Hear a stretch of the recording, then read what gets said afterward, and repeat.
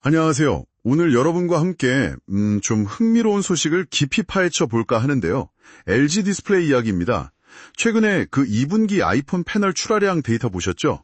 LG 디스플레이가 중국 BOE에 처음으로 물량면에서 뒤처졌다는 소식이 있었어요.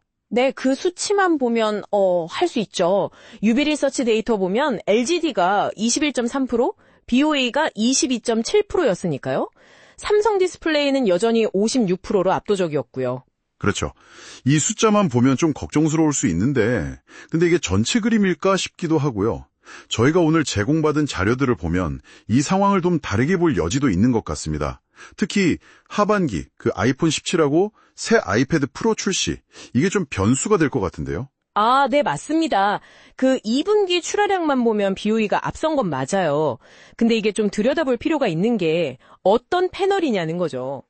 LG 디스플레이는 주로 이제 고부가 가치 제품, 아이폰 프로 라인업 있잖아요. 여기에 들어가는 LTPO 패널, 여기에 집중하고 있고요. 반면에 BOE는 상대적으로 기술 장벽이 낮은 일반 아이폰 모델용 LTPS 패널, 이걸 주로 공급했거든요. 그러니까 단순히 개수만 비교하기는 어렵다 이런 말씀이시군요. 네, 그렇죠. 그래서 출하량 기준으로는 잠시 뒤처졌을 수 있지만 기술력이나 맞출, 수익성 이런 면에서는 여전히 LG 디스플레이가 우위에 있다 이렇게 보는 분석이 많습니다. 기술 가치에 더 집중해야 한다. 일리가 있네요. 근데 그래도 BOE가 연간 1억대 생산 능력, 이거 무시 못할 것 같은데요. 바짝 추격하는 느낌인데 장기적으로 가격 압박 같은 건 없을까요?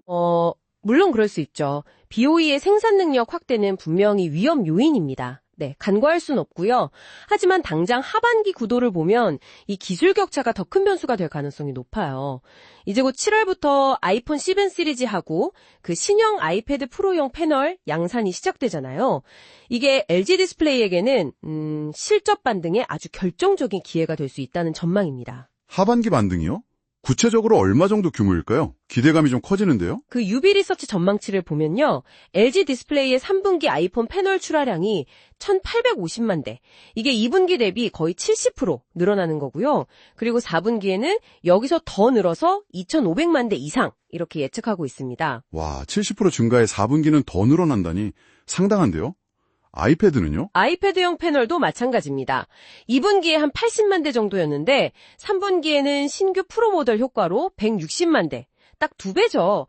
그러니까 양적인 면에서도 하반기에는 확실히 회복세를 보일 거다. 이렇게 기대하는 거죠. 이 정도면 정말 큰 폭의 성장이네요.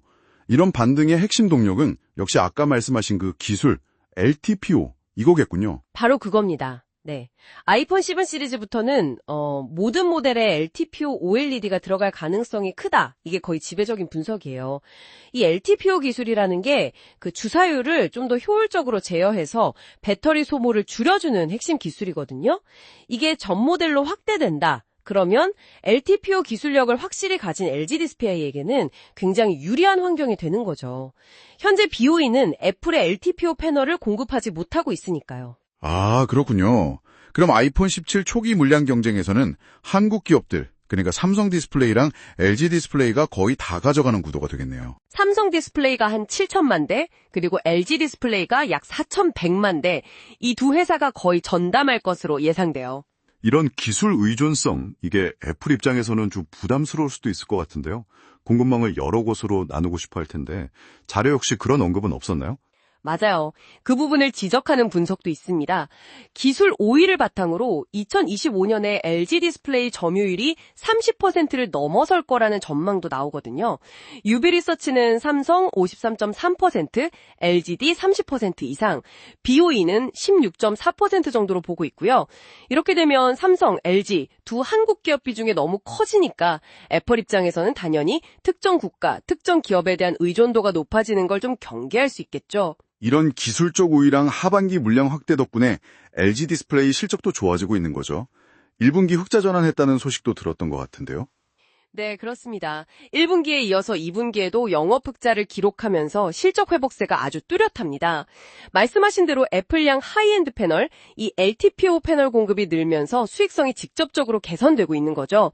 그래서 키움증권 같은 곳에서는 올해 연간으로 한 6,750억 원 정도 영업이익을 낼 거다, 이런 전망까지 내놓고 있습니다.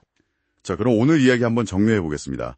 LG 디스플레이가 2분기 출하량 숫자로는 잠시 좀 주춤했지만 이건 뭐랄까 표면적인 현상이고 하반기에는 애플 신제품 출시, 특히 모든 모델에 LTPO 기술이 적용될 가능성이 커지면서 이 기술 변화의 파도를 타고 아주 강력한 실적 반등을 준비하고 있다. 이렇게 볼 수 있겠네요. 네, 맞습니다. 목표는 2025년에 아이폰 패널 시장에서 다시 30% 이상의 점유율을 확보하는 거고요. 여기서 우리가 주목해야 할 점은 이게 단순히 점유율 싸움이 아니라는 겁니다. LTPO 같은 첨단 기술이 시장 판도를 어떻게 바꾸고 있는지, 그리고 그 속에서 우리 한국 기업들이 얼마나 중요한 역할을 하고 있는지를 보여주는 거죠. 여러분이 매일 쓰시는 스마트폰, 그 작은 화면 안에도 이렇게 치열한 기술 경쟁과 혁신이 담겨 있다는 이야기입니다. 자, 그럼 마지막으로 여러분께 생각해 볼 만한 질문을 하나 던져보면서 마무리할까 합니다.